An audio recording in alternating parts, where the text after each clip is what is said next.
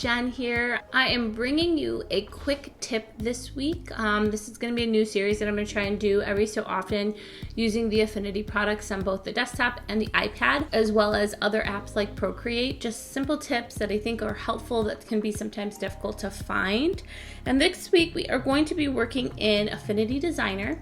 So I'm going to launch the app and we are going to be going over something very relatively simple, but that can add some interest in terms of overall design, especially if you're creating logos. So I'm going to set up a quick new file. I'm going to go to the upper right hand corner and I'm going to select the plus icon. I'm going to select new document, and I'm just going to make the document size the device size just so that it's easy and quick to go. And then I'm going to turn on my transparent background and create an artboard. That way I can add multiple images or files within this one specific file. And then I'm just going to hit OK. And what I want to do today is talk about how you can type on a curve in Affinity. So if we go to the left hand side to our tools, we'll see a shape icon. Right now I have a square, but if I tap on it, you'll get a pop-up that gives you a whole bunch of different shapes. I'm going to select an ellipse, basically a circle, and then I'm going to create a circle, a perfect circle, by holding my finger down and dragging my stylus across the screen. And then I'm going to go into the right hand studios here, and I'm going to select my color studio, and I'm just going to update the color so it's easy for you to see what I'm doing. So what's nice is that you have quite a few different options here when it comes to type. So if we go down to the left-hand side, all the way towards the bottom, we'll see our artistic type tool, and then we'll also have a frame text tool. The art text basically allows you to kind of just create text, and then you can make it as long as you want.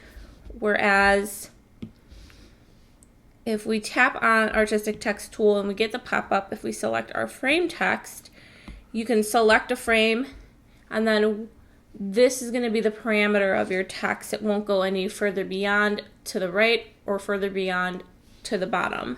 So we can add a whole bunch of text in here. And what you'll notice is at the very bottom here, you'll have your text options. So you can increase your text size, and then you can also change your text type as well.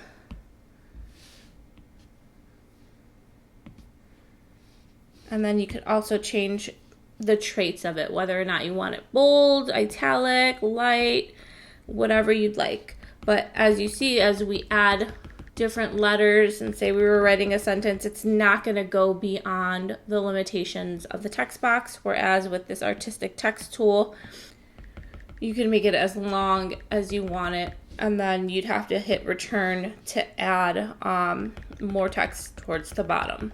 Okay, so now that we understand how the text tools work, I'm going to select the top text here using my arrow tool, and then I'm going to hit the little garbage can icon at the bottom, and it's going to delete it. I'm going to tap on this other set of text here, select my garbage can, and it's going to delete it.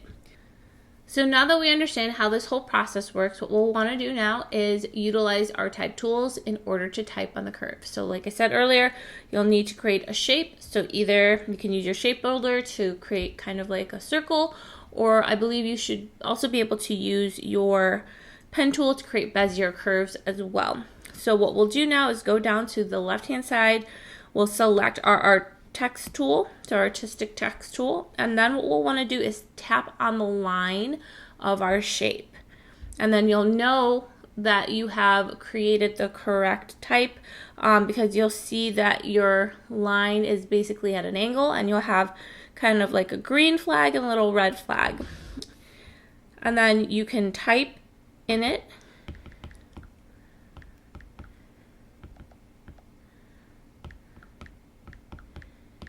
And what you'll notice is that you're typing on a curve, but perhaps you don't want the text to be on the inside. All you have to do is take those little flags. There's a green flag, and then there's also a red flag. So to adjust that, all we have to do is tap on those, and we can adjust where the text sits on the shape. And if you ever like tap out of it, all you have to do is double tap into it, and you should be able to get those options again. And then you can Play with the placement so that it's nice and even wherever you'd like it. You can adjust your text type, and this kind of gives you the options to create really simple curved typography using your shape tools. Now let's try to do this again using the Bezier curve, so the pen tool. So I'm going to select my pen tool here, tap on one side, and then tap on the other, and then I'm just going to create a really simple kind of flat curve here. So now I'm going to select my artistic text tool. I'm going to tap on that, and then I'm going to update the size of my text.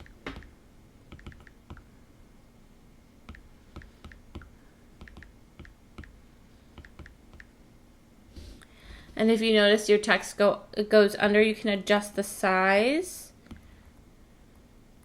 of your curve.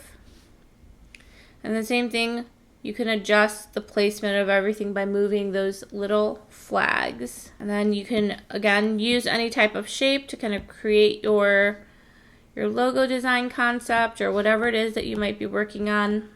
And you have a simple type on curve, and you can use your shape tools like a circle, or you can use your pen tool to create Bezier curves that'll give you the curve shape that you'd like.